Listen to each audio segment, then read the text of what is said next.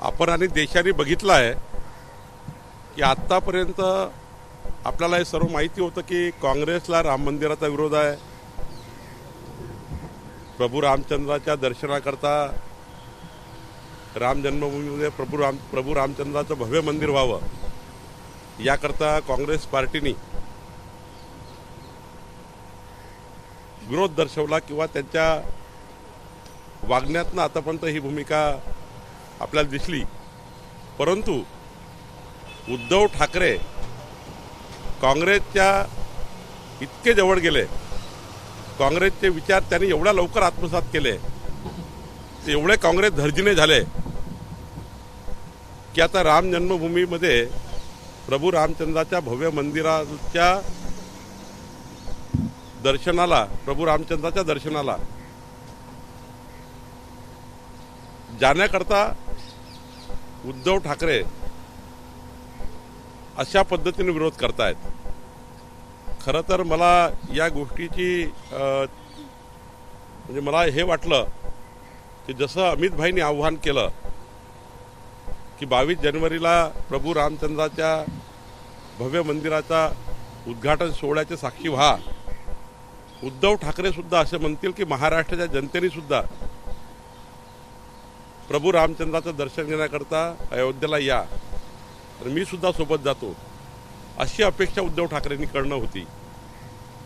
पण उद्धव ठाकरेंनी जी आज प्रेस घेतली त्यावरनं मला असं वाटतं की हिंदू हृदय सम्राट बाळासाहेब ठाकरेजी यांचा आत्मा नक्की दुखावला असेल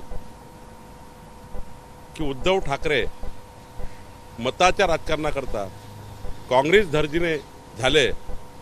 आज प्रचंड मोठं दुःख माननीय बाळासाहेब ठाकरे यांच्या आत्म्याला झालं असेल असं मला वाटतं. राज ठाकरेंनी देखील या मुद्द्यावरून भाजपवर टीका केली. ते म्हणतात की त्यांनी कदाचित टूर अँड ट्रॅव्हल्स नावाने खातं उघडलं असावं.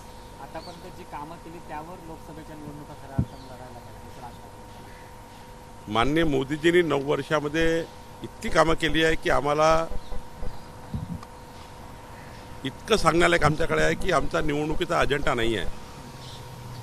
527 वर्षापासून प्रभू रामचंद्र रामलल्ला हे तंबूमध्ये आहेत, विराजमान होते, आणि आता भव्य मंदिर या ठिकाणी उभं झालं आहे. त्या मंदिरामध्ये प्रभू रामचंद्राचं दर्शन घेण्याकरता आव्हान करणे, इतकं एलर्जी का झाली आहे? कशाकरता एवढी एलर्जी झाली आपल्याला? आणि संपूर्ण देश वाट बघतो आहे, संपूर्ण जगातले भारतीय वाट बघताय 22 जानेवारीची. आणि अशा वेळी इतक्या चांगल्या क्षणाचे साक्षीदार होण्याऐवजी, तो दीपोत्सवाचे साक्षीदार होण्याऐवजी, 22 जानेवारीचा दीपोत्सव याचे साक्षीदार होण्याऐवजी राजकारणामध्ये इतक्या आपण नांदेड झालो आहोत का की आपण आमच्या आव्हानाला शेवटी सर्वांनीच आव्हान केलं पाहिजे. मी तर म्हणतो राजसाहेबांनी आव्हान केलं पाहिजे, उद्धव ठाकरेंनी आव्हान केलं पाहिजे की 527 वर्षाचं 25 पिढ्यांचं स्वप्न या देशाचं पूर्ण झालं. भारतभूमी ज्या दिवसाची वाट बघताय तो दिवस आला आहे. आणि त्यामुळं मला असं वाटतं की राम जन्मभूमीच्या या आंदोलनामध्ये ज्या पद्धतीने संपूर्ण भारत हा सहभागी झाला होता, संपूर्ण देश 22 जानेवारीला या दीपोत्सवामध्ये सहभागी होणार आहे, आणि काही लोकांच्या पायाखालची जमीन घसरली आहे, म्हणून मला वाटतं असे वक्तव्य बाहेर येत आहे. सर, शरद पवार असं म्हणतात की मी अनेक पंतप्रधानांची वक्तव्य किंवा भाषणं ऐकलेली आहेत, परंतु आता जे पंतप्रधान जे आहेत ते स्थानिक ज्या मुख्यमंत्री असतील किंवा स्थानिक लेवलला मोठ्या प्रमाणात टीका टिप्पणी करताना दिसत आहेत. नाही, ज्या राज्यामध्ये आपण माननीय प्रधानमंत्री गेलेत, शेवटी राज्याच्या निवडणुका आहेत ना. राज्याच्या निवडणुकीमध्ये राज्यामध्ये काय चालू होतं हे तर मांडलंच गेलं पाहिजे. माननीय प्रधानमंत्री जे मांडतात आहे ते वस्तुस्थिती मांडतात आहे, आणि ते वस्तुस्थिती मांडतात आहे प्रधानमंत्री, आणि माननीय मोदीजीवर विश्वास आहे लोकांना. मोदीजी मांडताय ते खरं आहे, आणि म्हणून पायाखालची वाळू घसरली आहे छत्तीसगडमध्ये, पायाखालची वाळू घसरली आहे तेलंगणामध्ये, मध्य प्रदेशमध्ये त्या पद्धतीनं आम्ही पुढे जातो आहे, राजस्थानमध्ये पुढे गेलो आहे.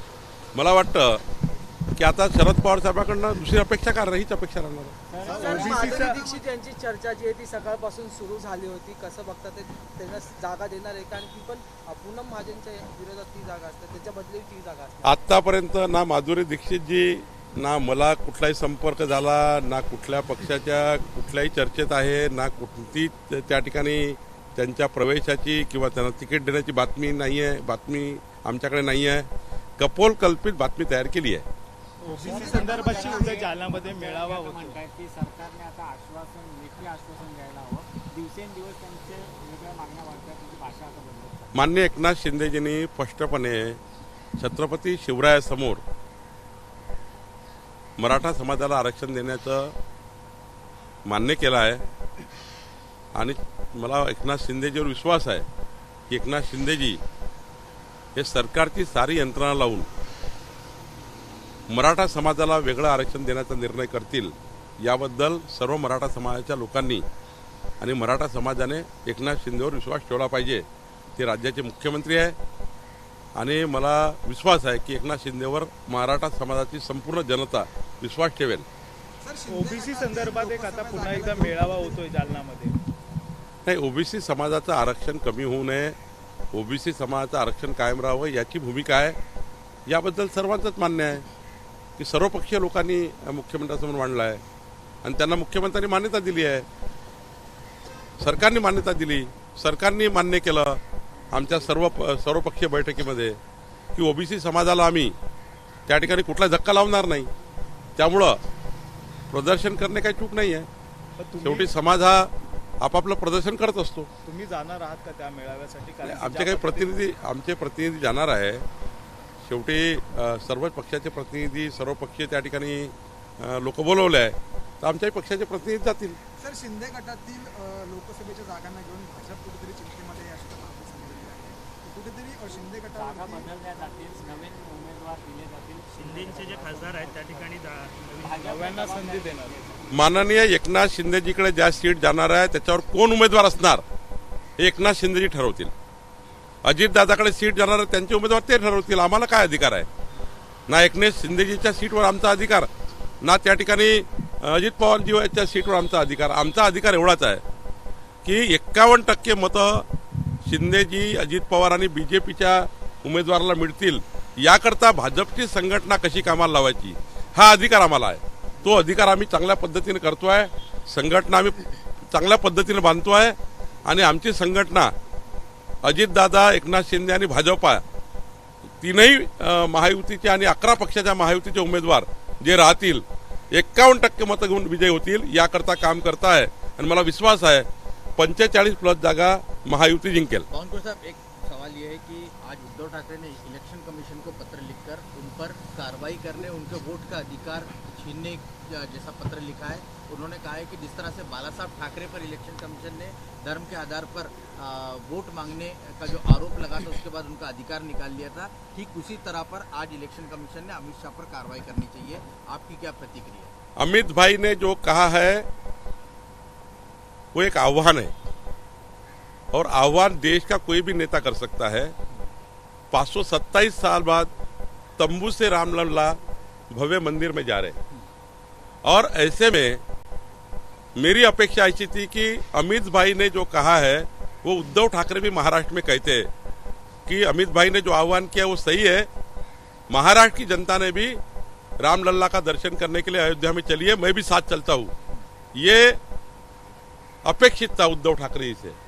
लेकिन कांग्रेस पार्टी के संपर्क में इतना आए हुए हैं उद्धव ठाकरे कि सारे विचार उद्धव ठाकरे के कांग्रेस पार्टी जैसे बने हैं.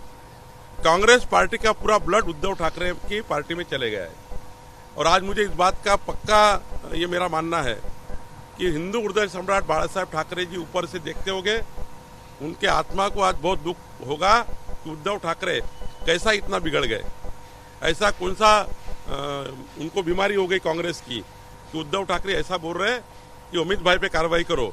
जो अमित भाई कहते हैं कि राम जन्मभूमि का, राम लल्ला का दर्शन लेने के लिए अयोध्या चलिए, इसमें क्या बात है? ये तो आह्वान होना ही चाहिए. ये तो सारे देश के नेताओं ने करना चाहिए. लेकिन मुझे मालूम है कांग्रेस पार्टी को विरोध है. कांग्रेस पार्टी को राम जन्मभूमि से लेके देखते हम लोग विरोध है. प्रभु रामचंद्र का मंदिर बना है, उनको अच्छा नहीं दिख रहा है. उनको उनके पाँव की जमीन खिसक गई है. जो वो नहीं कर सके वो माननीय मोदी जी के नेतृत्व में हुआ है. और इसका जो पूरा महाराष्ट्र की मतों के राजनीति के लिए उद्धव ठाकरे इतने नीचे गिर गए हैं कि वो अमित भाई को आज कंप्लेंट कर रहे हैं, अमित भाई के खिलाफ वो चुनाव आयोग में जा रहे हैं। बाला साहेब ठाकरे जी की आत्मा उद्धव ठाकरे को नहीं छोड़ेगी। लेकिन ये उद्धव ठाकरे की तो बात सही है, राज ठाकरे पे आप लोगों पर हमला बोल रहे, कह रहे हैं कि आप लोगों ने टूर्स एंड ट्रैवल्स का बिजनेस खोल लिया है। देखिए, राज ठाकरे साहब भी कई बार आह्वान कर चुके हैं राम जन्मभूमि के बारे में। अब ये राजनीतिक बात अगर करनी है तो राजनीतिक बात है। ये बात कहा की हो गई कि अगर अमित भाई ने और मैंने और सभी ने और खुद राज ठाकरे जी ने कहा तो कितना अच्छा है कि भाई चलो हम राम मंदिर के दर्शन करने जाएंगे। 527 साल बाद तंबू से रामलल्ला जी मंदिर में आ गए हैं। तो ये अपेक्षा राज ठाकरे से भी है, ये अपेक्षा उद्धव जी से भी है। लेकिन अब ये मुझे राजनीति में इतना स्तर नीचे गिरेगा, इतना स्तर नीचे गिरेगा कि हमारे प्रभु रामचंद्र के दर्शन के लिए अयोध्या जाने के आह्वान को लेकर भी राजनीति होगी, ये मैं नहीं समझ सकता। ये गलत बात राज ठाकरे उद्धव ठाकरे से हो रही है। अच्छा, 22 जनवरी के बाद से क्या आप लोगों पर काफी लोग अभी से ये कह रहे हैं कि उन्हें अयोध्या दर्शन के लिए जाना है? क्या उनको यहाँ से जाने की व्यवस्था आप लोग करने वाले, क्या तैयारी? देखिए, व्यवस्था करने की जरूरत ही नहीं है। इस भारतीय के हर व्यक्ति के मन में कि वो विशाल रूप में देखूं जाकर, जो दीपोत्सव होने वाला है 22 जनवरी को, वो विशाल रूप देखने के लिए इस देश की हर जनता तरस रही है। इसलिए किसी की व्यवस्था की जरूरत नहीं है। लेकिन ये बात पक्की है, नागरिक जनता कहती है कि वहाँ व्यवस्थाएं दर्शन की होनी चाहिए। वहाँ किसको कोई बीमार गिर गया तो कुछ वहाँ व्यवस्थाएं क्या है, थोड़ा हमें वहाँ सपोर्ट करिए, ये सपोर्ट मांग रहे। लेकिन रामलला के दर्शन करने के लिए अयोध्या को किसी को लेके जाने की जरूरत नहीं है।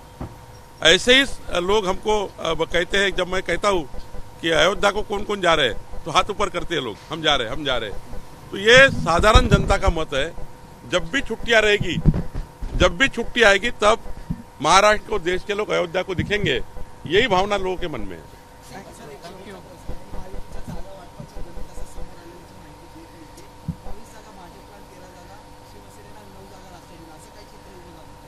चित्र हे कोणी उभं केलं मला माहिती नाही, पण जोपर्यंत माननीय आमचे केंद्रीय पार्लमेंटरी बोर्ड आणि राज्यातले 3 नेते देवेंद्रजी, एकनाथजी आणि अजित पवारजी एकत्रित पद्धतीने एका एका जागेवर निर्णय करत नाही, तोपर्यंत कुठलंही जागा वाटप समजायचं नाही। सर, अजित पवारांवरती भाजप आता नाराज असल्याची चर्चा लागते। कुठेतरी चंद्रकांत पाटील आधी अजित पवारांना धुळता म्हणाले, आता गिरीश महाजन देखील अजित पवारांना धुळता म्हणाले। तर अजित दादा हे अत्यंत चांगले नेते आहेत। आम्हाला कुठल्याही अजितदादाबद्दलचा त्या ठिकाणी कुठलाही वेगळी भावना नाही।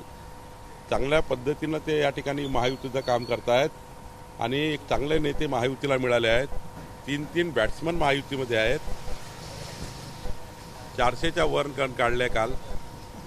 फायनल पण जिंकणार, म्हणजे वर्ल्ड कप जिंकणार आहे आणि यानंतर सर्व मॅच जिंकणार आहे। त्यामुळं तीनही लोक 3 बॅट्समन आहे, बॅट्समनही ते आहे, बॉलरही ते आहेत।